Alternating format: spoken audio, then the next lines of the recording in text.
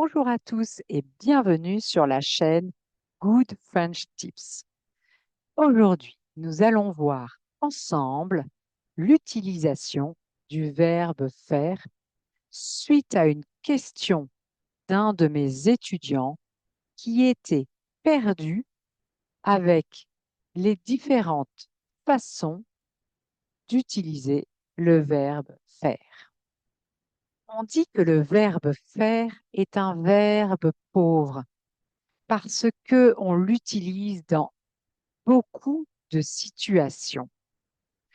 C'est un verbe passe-partout, mais il est indispensable car nous l'utilisons beaucoup.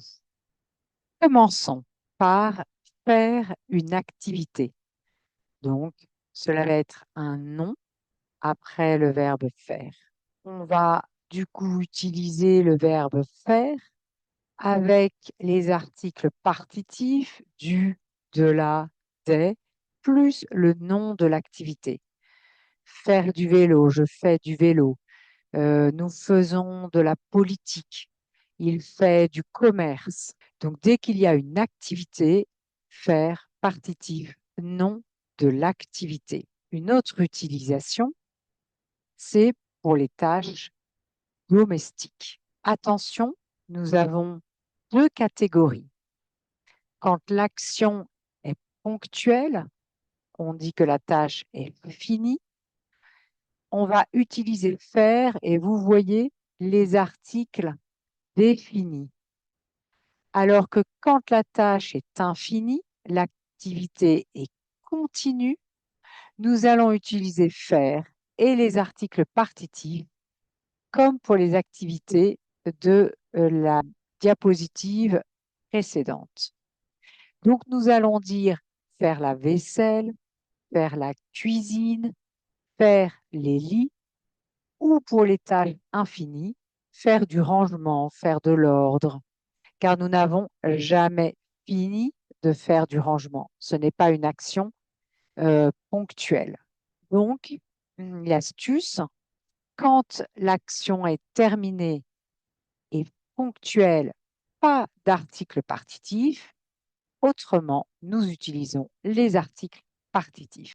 Une autre situation que vous allez sûrement entendre est le verbe faire plus un verbe à l'infinitif.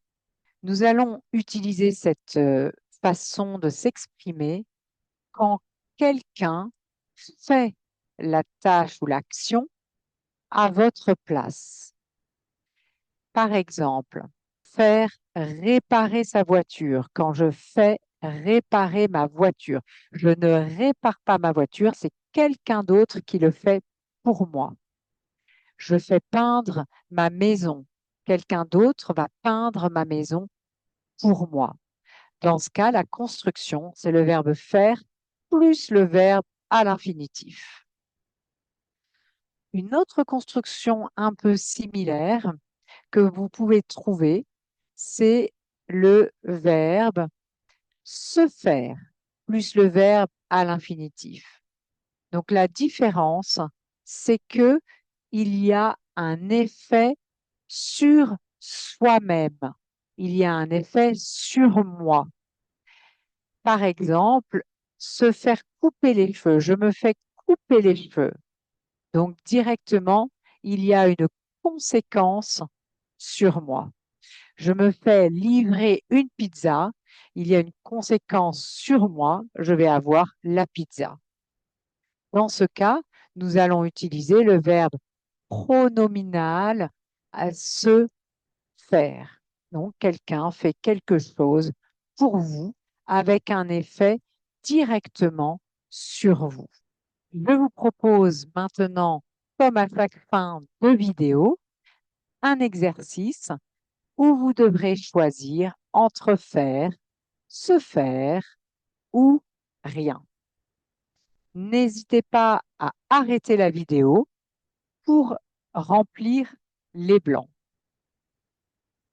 Et voici les corrigés où vous allez avoir l'utilisation du verbe faire. Attention à la conjugaison. Quand on parle du temps, rappelez-vous, nous utilisons le verbe faire. Il fait chaud, il fait froid. Le verbe ici pour la phrase numéro 4, il s'agit de se faire, donc du verbe pronominal. Et là, puisque je n'ai pas d'article, il s'agit effectivement du verbe cuisiner.